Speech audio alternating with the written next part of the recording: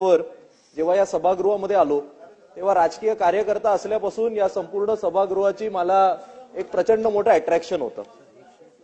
पहिल्यांदाच अर्थसंकल्प अधिवेशनात सहभाग घ्यायचा म्हणून माझ्या मनामध्ये सुद्धा एक उत्सुकता होती, एक्साइटमेंट होती। मला असं वाटत होतं इकडे आल्याच्या नंतर जरी आम्ही विरोधात असलो, जरी आमची संख्या कमी असली तरी सगळे सभागृह मिळून, सगळे सदस्य मिळून एक अतिशय चांगली चर्चा होईल, कारण शेवटी हे सभागृह हे महाराष्ट्राच्या 13 कोटी जनतेचं रिप्रेझेंटेशन आहे। मला असं वाटलेलं की आपल्या राज्यावरचं 9 लाख कोटींचं जे बोझ आहे, जे आपल्यावरचं कर्ज आहे, यावर कुठेतरी विचार मंथन होईल की कमी कसं करायचं। मला वाटलेलं आपल्या महाराष्ट्र राज्यामध्ये जी वाढती बेरोजगारी आहे याला कुठेतरी टॅकल करण्याकरता नवीन औद्योगिक धोरण, नवीन इंडस्ट्रियल पॉलिसी आणली जाईल। मला वाटलेलं जी वाढती महागाई आहे, म्हणजे 10 वर्ष आधी जो सामान्यांचा वडापाव जो 12 रुपयाला मिळायचा तो आज जो 24 रुपयाला मिळतोय, यावर कुठेतरी अशा महत्त्वाच्या विषयांवर चर्चा होईल। पण आज आता आपण अंतिम आठवड्या प्रश्नावर चर्चा करत आलोय। मला अतिशय खेदजनक सांगावंसं वाटतं, हे सगळं सोडून आपण 2 दिवस कशावर घालवले तर अबू आझमी आणि औरंगजेबाच्या कबरीवर घालवले। अध्यक्ष महोदय, आज मुंबईची परिस्थिती काय आहे? खरं तर मला वाटलेलं नवीन सरकार आलं, एवढ्या मोठ्या बहुमताचं सरकार आहे आणि त्यामुळे आता कुठेतरी मोठे पॉलिसीचे बदल होतील। माझी अशी अपेक्षा होती की नवीन गृहनिर्माण धोरण हे सरकार जाहीर करेल। आज SRA स्कीम स्थापन होऊन जवळपास 20 वर्ष झाली, अजून सुद्धा ज्या केंद्र सरकारच्या जमिनी आहेत, कुठे एअरपोर्टची जमीन आहे, कुठे रेल्वेची जमीन आहे, कुठे कस्टमची जमीन आहे, त्यावर सरनाईक साहेब आपण अजूनही रिडेव्हलपमेंट करू शकत नाही। अजूनही आपल्याला केंद्र सरकार NOC देत नाहीत, त्या झोपड्यांचा पुनर्विकास होत नाही, त्या संदर्भात आपण पॉलिसी निर्माण नाही करू शकलो। आज अध्यक्ष महोदय, कॉन्क्रीटच्या रस्त्यांच्या निमित्ताने अख्खी मुंबई खोदून ठेवली आहे, आजच आमची त्याची बैठक झाली, पण त्यावर पाहिजे तेवढी आपल्या सभागृहात चर्चा नाही होत। आज एअर क्वालिटी मुंबईची अतिशय खराब झाली आहे, त्यावर पाहिजे तेवढी चर्चा होत नाही। पण मीडियाचं अटेन्शन आणि सभागृहाच्या आतले मंत्री आणि बाहेर जाऊन जास्तीत जास्त आपण चर्चा कशावर करतो तर तुम्ही आणि मी मटण कसलं खायचं, झटक्याचं खायचं की हलालचं खायचं।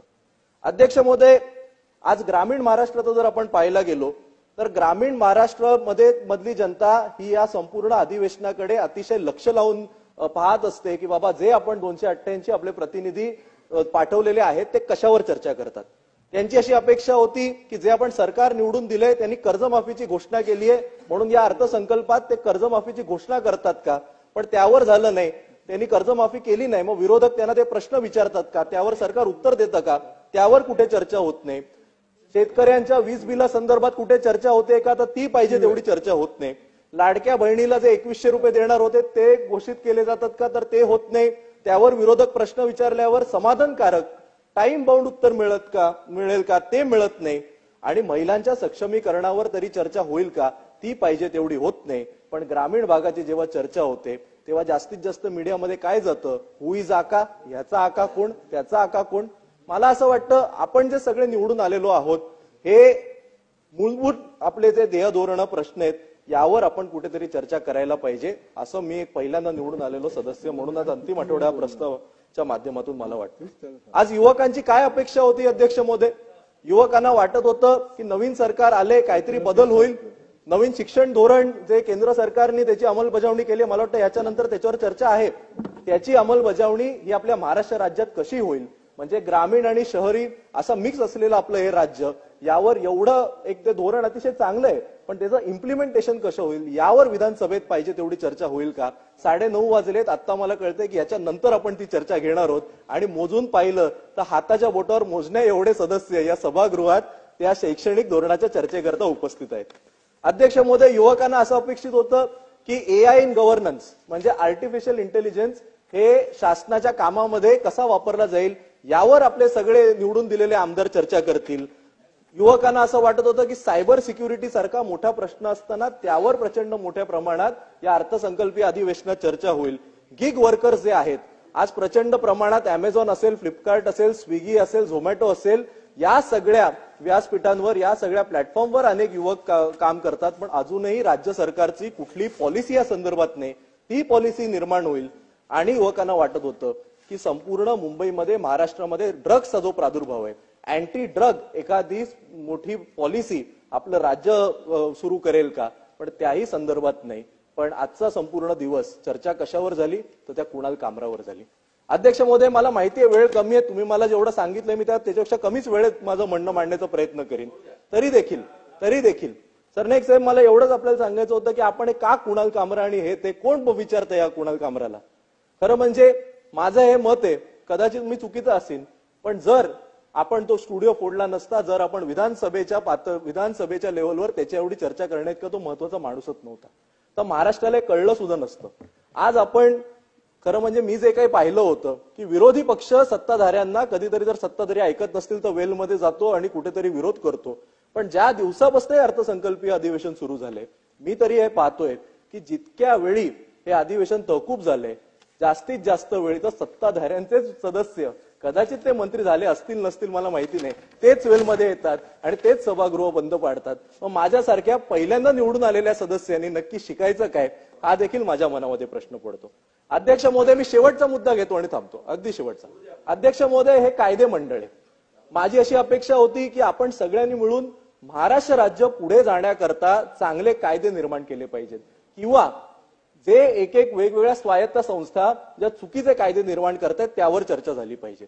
एक शेवटचा मुद्दा म्हणालो तसं सांगतो आणि थांबतो. आत्ताच मुंबई महानगरपालिकेने काय नवीन नियम काढला की जिकडे जिकडे बेकरीज आणि तंदूर आहेत, म्हणजे जिथे जिथे फायर म्हणजे आपलं लाकडं जाळून किंवा चारकोल जाळून जेवण बनवलं जातं त्यावर सगळं बंदी केली जाईल.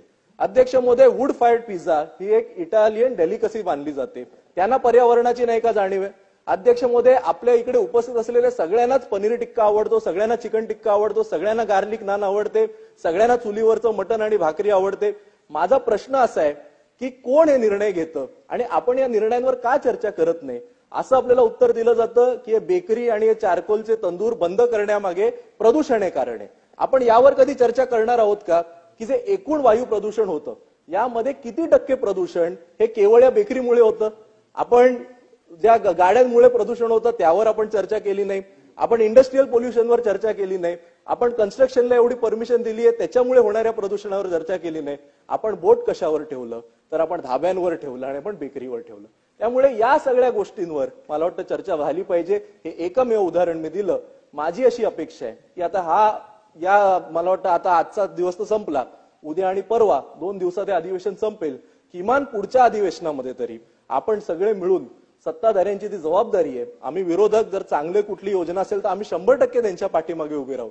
पण एक कोणाची 300 वर्ष पूर्वीची कबर किंवा कोणतो कामरा किंवा अजून काय हलाल की झटका किंवा आका, हे असले सगळे नको ते विषय सोडून महत्वाच्या विषयांवर चर्चा करू आणि सरकार सुद्धा त्यासाठी पुढाकार घेईल अशी मी अपेक्षा व्यक्त करतो. आपण मला वेळ दिला म्हणून धन्यवाद. अध्यक्ष महोदय.